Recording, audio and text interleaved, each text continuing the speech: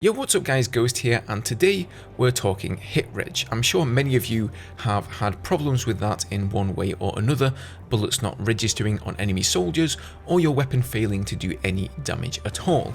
And it looks like DICE have finally found a fix for this, and what's more, it could be coming quite soon. Before we begin though, here's a program that could help you improve your frame rate in Battlefield 2042. Hey, what do you think you're doing? Get your hand off that progress bar, dude. This is important stuff, come on man.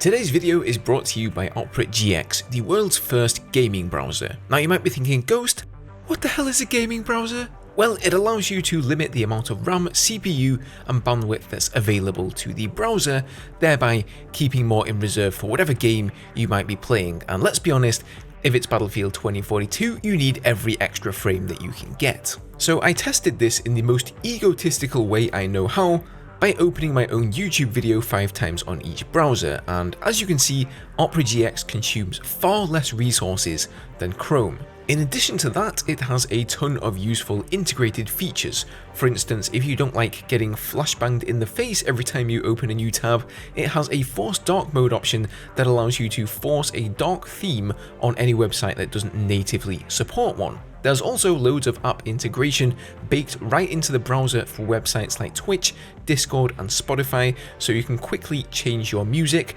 check your Discord notifications, or check who's streaming, all without opening a separate tab and further bogging down your gaming experience. And you can even get a notification when your favorite streamer goes live. Hint hint.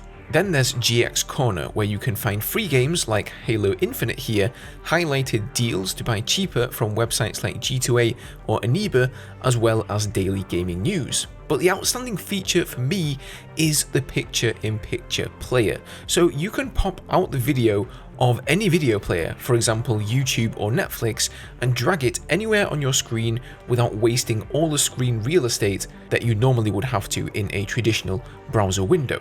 Furthermore, it'll always be on top of any other window, so if you like to watch and game at the same time like I do, then this is honestly a no-brainer.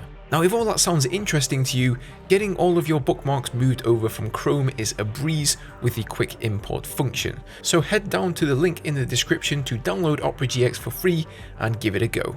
So the most recent patch we had for 2042, dubbed Update number 2, was mainly focused on bullet spread and bloom, and I think we can all agree that there's been some improvement there. But decreased bullet spread doesn't count for much if your bullets aren't registering anyway. Now some of you may have recently seen Jack Franks' video on this.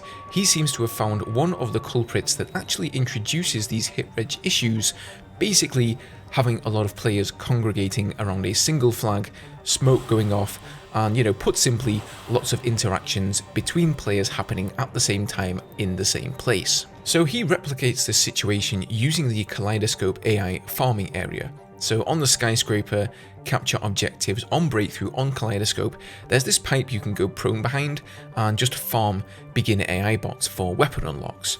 And you can tell that basically every third bot he tries to kill there, he's not getting any hit markers. So that would explain why we sometimes experience these Hit-Reg issues, whilst at other times, everything seems to be hunky-dory. Now lead gameplay designer Drunks got wind of this video, and a few hours later he commented saying he's pretty confident they have a fix for this issue.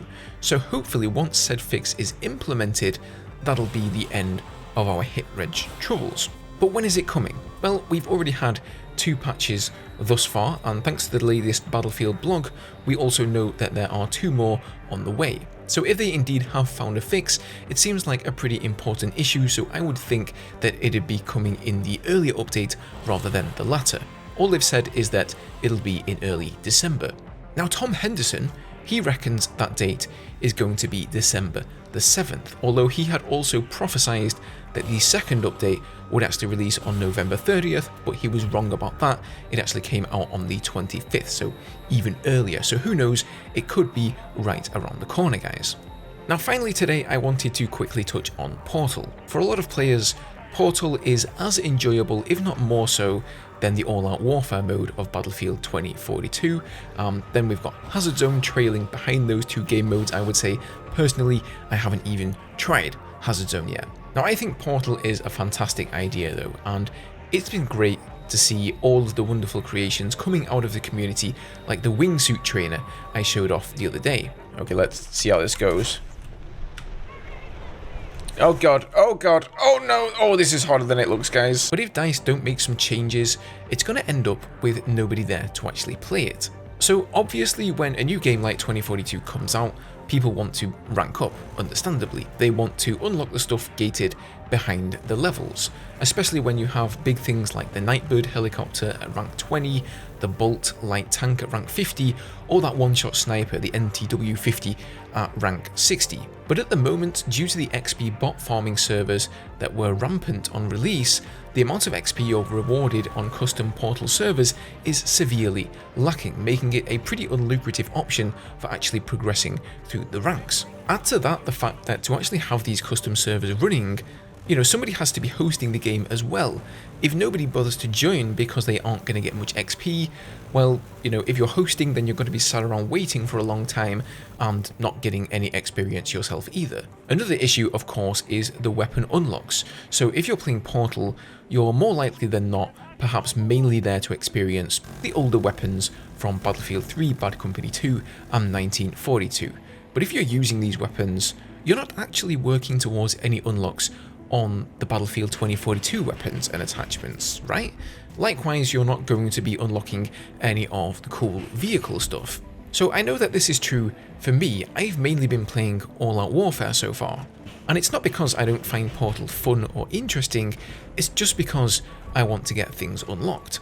So honestly, I really think DICE should be implementing, or at least considering, an XP bonus in Portal, if anything, because most of the maps you're playing are going to be 64 player, meaning there'll be less enemies to kill you, and you'll most likely score less kills than you would in your conventional all-out warfare map.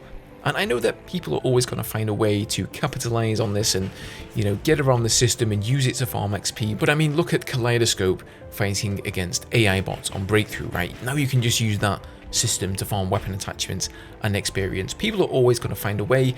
And, if people really want to use those systems to farm experience and farm attachments, I just say, whatever, let them do their thing. I don't think it's really going to make that much of a difference to the rest of us, at least not as much of a difference as it is at the moment, having this capped experience in Portal custom games. Anyway, food for thought, guys. Let me know your thoughts on it down below. What are you playing the most? All-Out Warfare, Portal, or maybe even Hazard Zone? Let me know what you think of all three down in the comments. Have a great day, and I'll see you in the next video.